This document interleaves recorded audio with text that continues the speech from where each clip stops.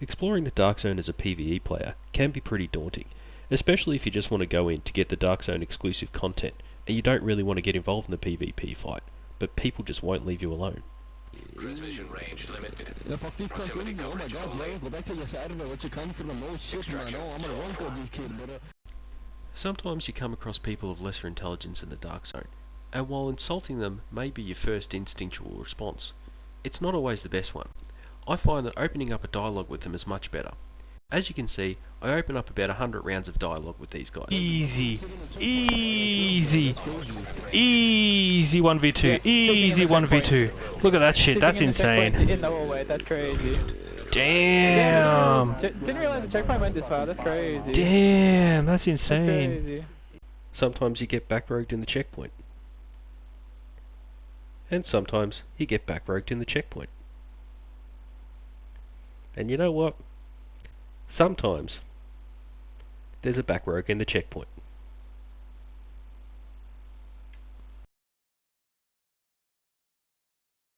Some groups will specifically target PvE players because they can't fight for shit and they want someone easy to take out. Like this group, for example. What the fuck, dudes? I wanna make The a guy's dash. like level 30, Dark zone. and he's 3v1 him.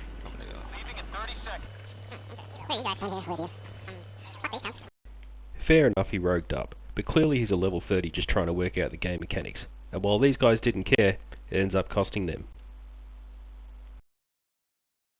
If there's one thing we can all agree on though, it's don't get caught off guard in the Dark Zone. You fucking moron! So here's 3 builds that you can make right now to not only get you through PvEing in the Dark Zone, but will also help you PvP if you get caught off guard.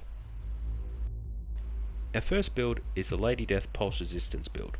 It's got good survivability and good damage. We begin with the Firewall Specialization. We're doing this for the medkits that give you 200% regen over 10 seconds.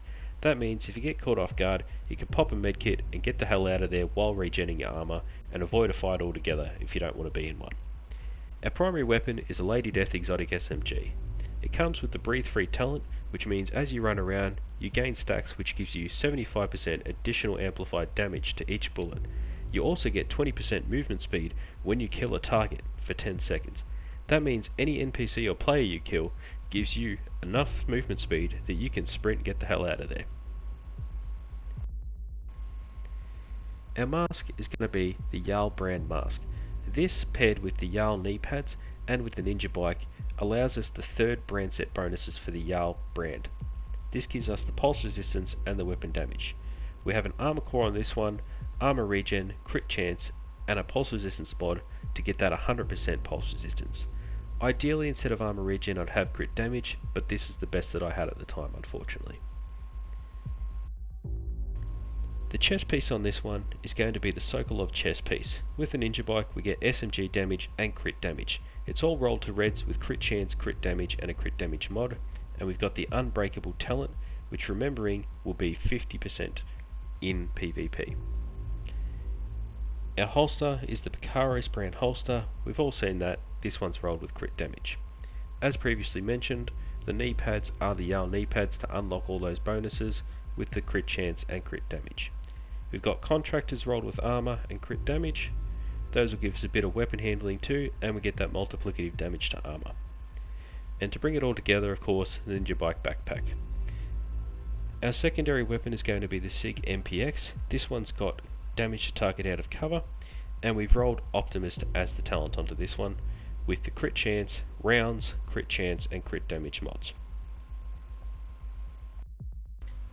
Moving on to our skills, we start off with the Defender Drone.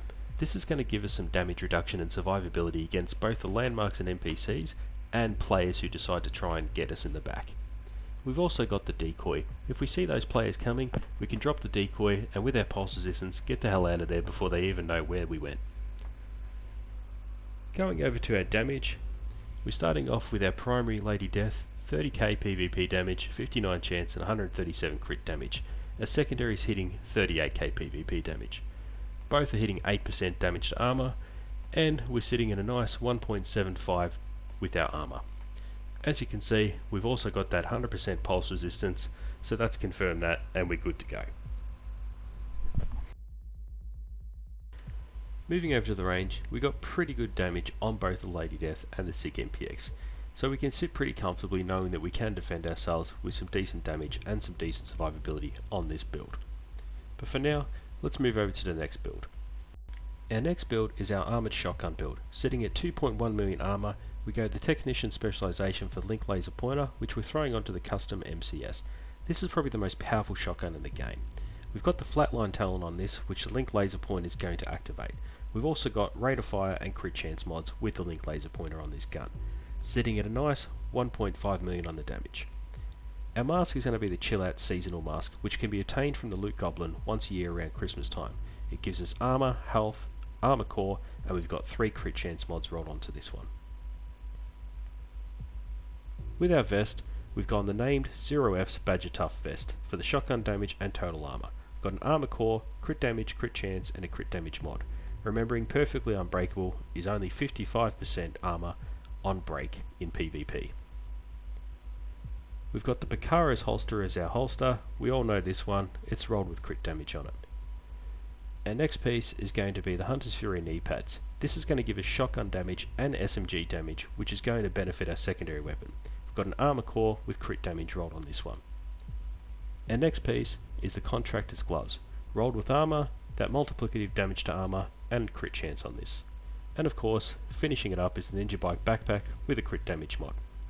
We have the Lady Death gun, which we spoke about in the previous build, so I won't have to go over that one again. We've also got the TDI card custom, but not really necessary. For our skills, we've got the Explosive Seeker Mine and the Decoy.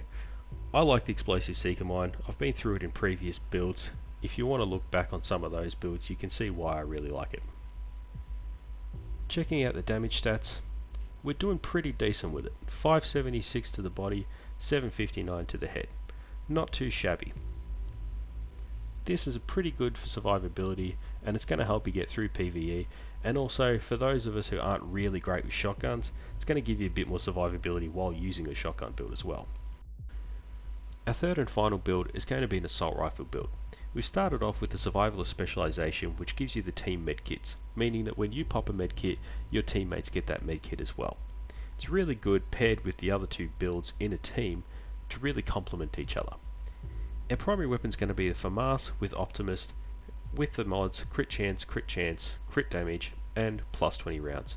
This one's rolled with damage to armour, putting out some pretty decent weapon damage.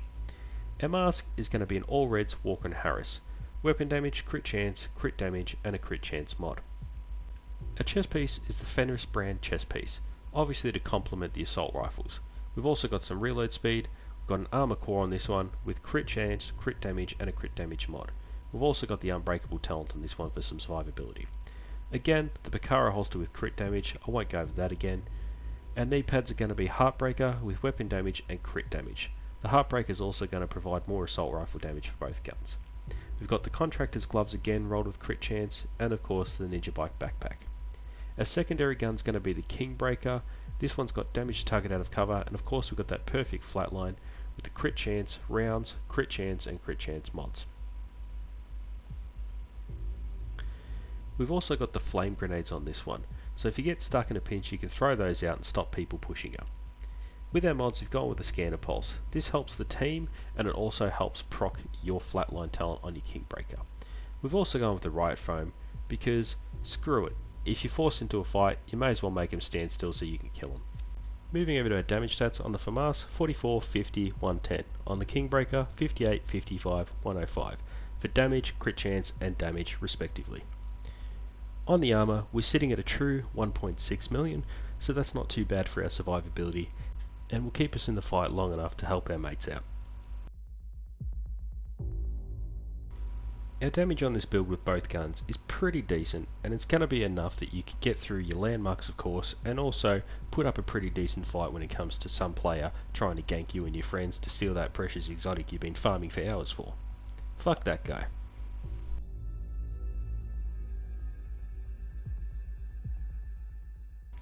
Hopefully these builds give you enough ability to survive and defend against any players that try and gank those precious exotics you've been farming for in the Dark Zone. Till the next one, like and subscribe and let us know what you think in the comment section.